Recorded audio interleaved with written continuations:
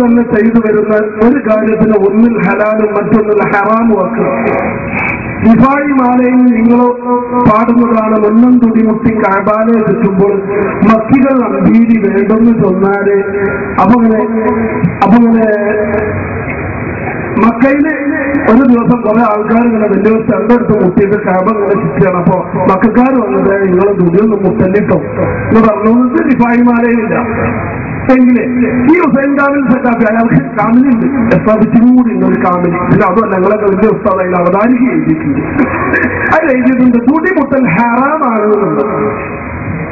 ഇത് രണ്ടും എഴുതി.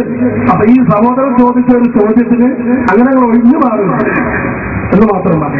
അത് രണ്ടും തമ്മിൽ എഴുതിയില്ല. വസ്തുതകൾ പഠിക്കാത്തത് കൊണ്ടാണ്. ദിഫായി മാലയിൽ പറയുന്നത് അത് തമിഴ് കലർന്ന അറബി മലയാളമാണ്. എല്ലാവർക്കും മൊഹിദിമാല റിഫായി മാല എന്നൊക്കെ പറഞ്ഞാൽ പൊളിയൊന്നും കൂടാതെ കളയാതെ കൊണ്ടവർക്ക് എന്നൊക്കെയുള്ള പൊളി കിളിയിലൊക്കെ പറയുന്ന ശൈലിയാണ്. പഴയ അറബി മലയാളത്തിന്റെ ശൈലിയും സാഹിത്യവും അങ്ങനെയാണ്.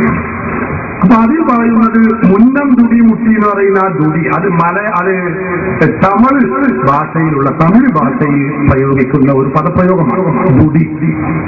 ആ ദുടി എന്ന് പറഞ്ഞാൽ അതിന്റെ അർത്ഥം ദഫ്, അതുപോലെ ചെണ്ട എന്നൊക്കെ വ്യത്യസ്തങ്ങളായ അർത്ഥങ്ങൾ അതിനുണ്ട്. ഹുസൈൻ സഖാഫി എന്ന് പറയുന്നയാൾ എഴുതിയ പുസ്തകത്തിൽ ദുടി മുട്ടാൻ പാടില്ല എന്ന് പറഞ്ഞ മുടി നമ്മൾ മലയാളത്തിൽ പറയുന്ന ദുടിയാണ്.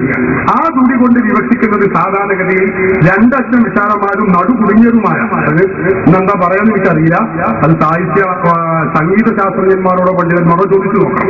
ആ ദുടിയാണ്, അത് കിതാബിലൊക്കെ പറഞ്ഞതാണ്.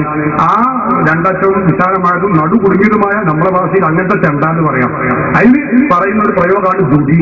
അത് മലയാള ഭാഷയിലുള്ള പ്രയോഗമാണ്. അത് പാടില്ലാത്തത്. അപ്പൊ പാടില്ലാത്ത ആ ദുടി റിഫായ് ചെയ്ത് മുസ്ലാന്ന് ഉറപ്പാണ്.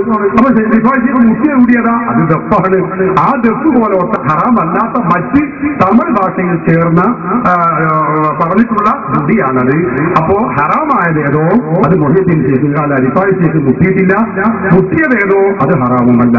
ഇത് വേർതിരിച്ച് മനസ്സിലാക്കാനുള്ള വകതിരിവ് നമുക്കുണ്ടായാൽ ഒരു പ്രശ്നവും ഇവിടെ ഉണ്ടാവുകയില്ല.